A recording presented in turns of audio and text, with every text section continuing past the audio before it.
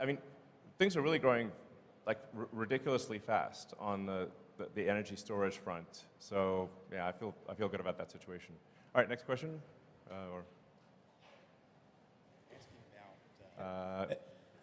Hello. Great. Hey, Elon. A lot of people have just kind of been wondering, how are you doing? So just wondering, what's up? How you doing? How you feeling? We saw you were partying in Cabo recently, so just what, me? Must have been someone else. Yeah, so how are you doing? Just human to human, how you doing? Well, I have to say it's been of a you know, roller coaster situation, you know, like it's actually pretty rare for me to be at a party. So that's like the, you know, first party I've been at in a while.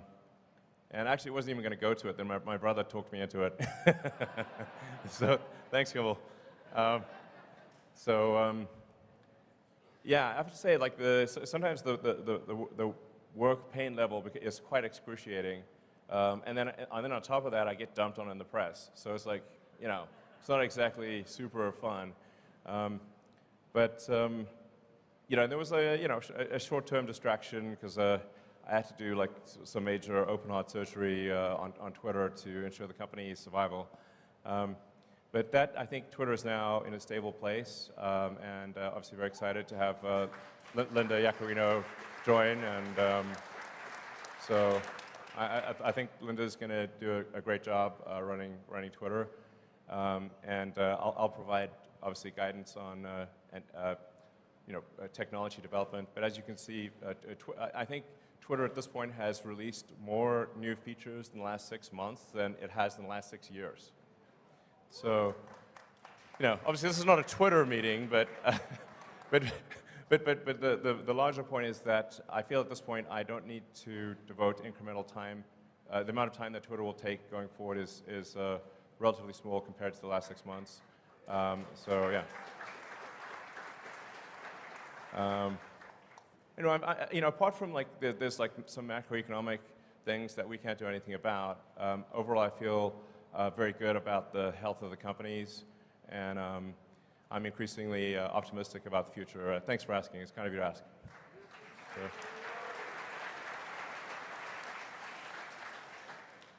Have you guys considered stretching out the financing terms on your auto business? You talked about earlier, consumers don't necessarily look at the sticker price they're paying. All they're concerned about is monthly payment. Right. And one of the fundamental advantages of an EV is that it's substantially more durable. And so would you guys ever consider stretching terms out to 10 years, especially in this rate environment, given the shape of the yield curve? You know, extending the terms out that farther, you'd actually be capturing a lower cost of funds. Yeah, I mean, the important thing to appreciate is that, like, that the vast majority of the financing is from banks. So it's kind of whatever the banks are prepared to do. I mean, this year, I guess we'll do on the order of $100 billion of sales. And we don't have $100 billion in cash to finance that. So the vast majority of it has got to come from, you know, from banks. So it's really the bank's choice of what they're willing to do. And it has been tricky with banks recently because, as I mentioned earlier, if you're a bank and you're not sure whether you're going to be alive or not, it's a pretty big distraction, and increasing your auto loan portfolio is very much a secondary priority. So it's just important to appreciate it's not up to Tesla, it's up to the banks. And there's not some easy solution where you can say have a so-called a captive financing arm, et cetera, because you have to securitize those loans, and the market for securitizing them is weak. There is no. I wish there was an easy path, but there isn't. So, you know, I think it's just important to remember that the economy moves in cycles, and we've had a very long period of upcycle. The next 12 months will be, I think, difficult for everyone. And I think, you know, when Berkshire Hathaway had their annual meeting, Warren and Charlie actually said, like, hey, this year, the Berkshire companies are going to make less money. And you know, they're very well run organizations, and I think that's just generally true for the economy. So, you know, but it's also important to remember that, you know, there are good times and there are dark times, but then the good times follow the dark times. So, my advice would be, don't look at the markets for the next 12 months. If there's a dip, buy the dip. And I think you will not be sorry, because you know, there's just generally a sort of there's an economic cycle to things, but things come back up. So my guess is tough times for a year. Like I said, just my guess. But then Tesla will emerge stronger than ever, and the long term, if you say like net present value of future cash flows, will be incredible, in my opinion. All right. So.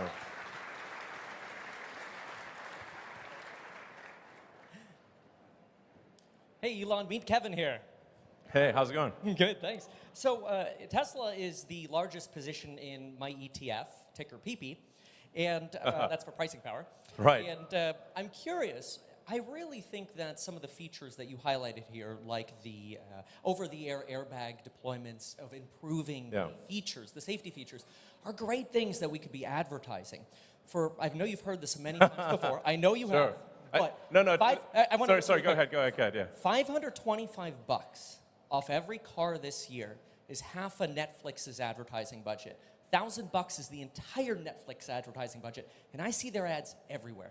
Why not advertise these things that you told us here? I feel like nobody else knows about this. I just talked to Gordo, the Tesla bear, and he's still talking about 2016 New York Times pieces. These people are in the past, man.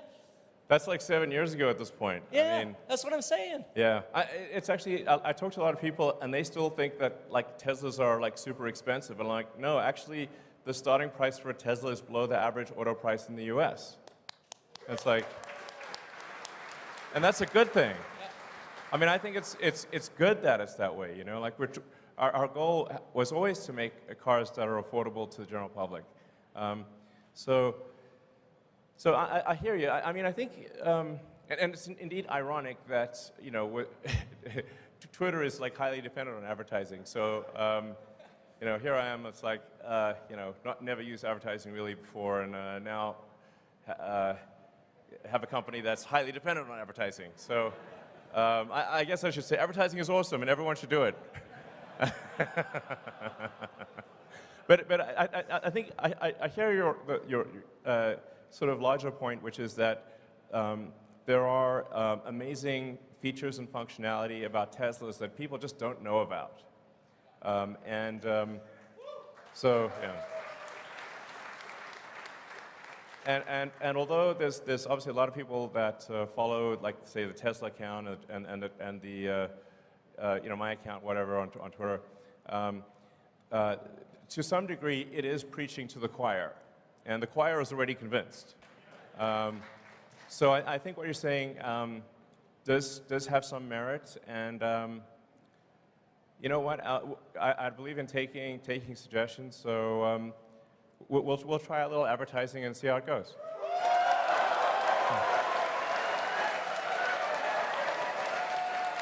Okay. Okay.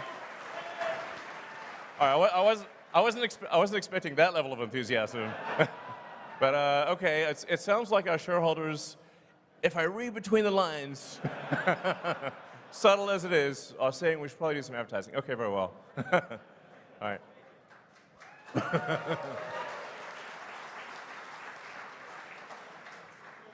Hi, Elon. Hi, Tesla.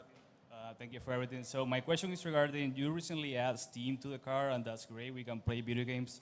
Is Tesla currently developing the ability for other parties to develop apps for the car? For example, if we can buy actually customizable themes for the operating system of the car, I think you can make some revenue there, like that space themes for the car, or Lord of the Rings or stuff like that. Do you have any interest in that right now? Well, I mean, important. So I think the notion of having entertainment apps and whatnot becomes increasingly important as the cars achieve self-driving, Because otherwise, you can only really play games or watch movies or whatever when the car is stationary. Which if it's charging or whatever, then you can use it. But when it's at the point at which it's full self-driving, I think it's very much about entertainment and productivity. So I think that is something that might make sense in the future. But overwhelmingly, the focus right now for Tesla software, apart from improving safety, is achieving full self-driving and then getting full self-driving to be much safer than human driving. And then once we achieve full self-driving, I think that there could be a lot of opportunity for apps and whatnot. But even in the car as it is today, for a Model S and X, we've made a sort of a full Steam integration. So you can actually just literally log on with a Model S or X with your Steam account and play any game that is on Steam, which is a lot of games, which is pretty wild. I think a lot of people don't know that. You can play with a keyboard and mouse. You can play with a joystick or controller. You can also play Netflix, YouTube, or anything else. For my little son X, he loves watching, actually loves watching rocket videos in the rear screen of the Model S and X. So so it is something that we will do long term. But one of the things, we already have a lot of stuff there, and we'll do more as self-driving becomes a reality. So.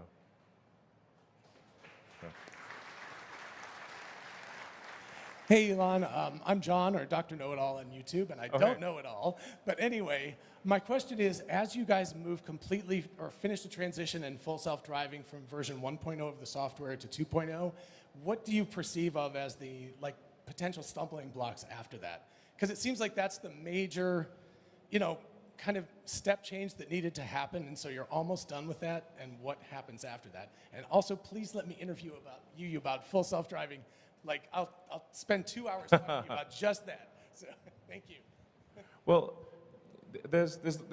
one can really think about full self-driving as sort of a march of nines of reliability. So we need to get to the point where the probability of injury is lower than that of the average human driver, and then ultimately probability of injury is much lower. So even at the point at which the car is capable of driving itself, there's still actually a lot of work to do, because every year there's 1 million people that die in auto accidents, and I think probably everyone in this audience has friends and family that have died or been seriously injured in auto accidents, and for there's 1 million people that die. There's 10 million people roughly that are seriously permanently injured, and so it matters that if we can get that down by an order of magnitude, there's 900,000 lives saved per year, maybe 9 million severe injuries prevented per year, and so that really, I think, morally has to be our primary goal.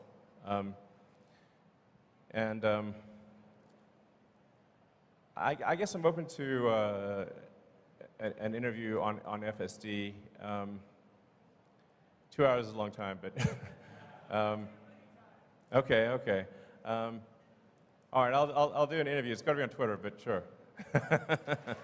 All right.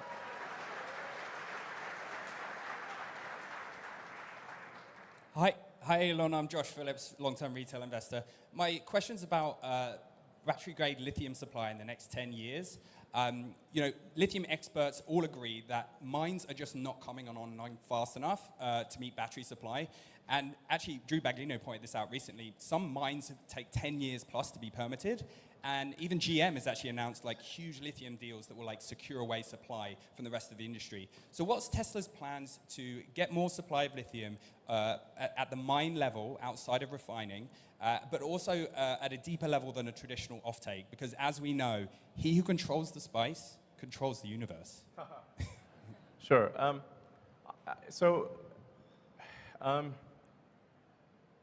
I actually think that the industry analysis is incorrect, and the constraint is fundamentally that of processing. Um, so now our refinery in Corpus Christi that we're building is primarily oriented towards refining spodumene, of which there is a truly vast amount in the world. I think about 3/4 of our lithium comes from Australia. And frankly, you could increase the rate at which the mines are operating. And the limiting factor is not how fast can you mine, but how fast can you process. So the mines are only going to produce ore at the rate at which refineries can handle the ore, or it's pointless. So I think my opinion, and obviously I could be wrong about this, but is that it's really not about the lithium ore. Lithium is extremely common. Lithium is everywhere. In every country's got lithium. It's not like oil. So lithium is one of the most common elements on Earth. But taking the lithium ore and refining it to battery grade is extremely difficult because the purity levels required for a battery are extremely high. If you have even a small impurity, then you will degrade the life of the cell dramatically. So you need ultra-pure battery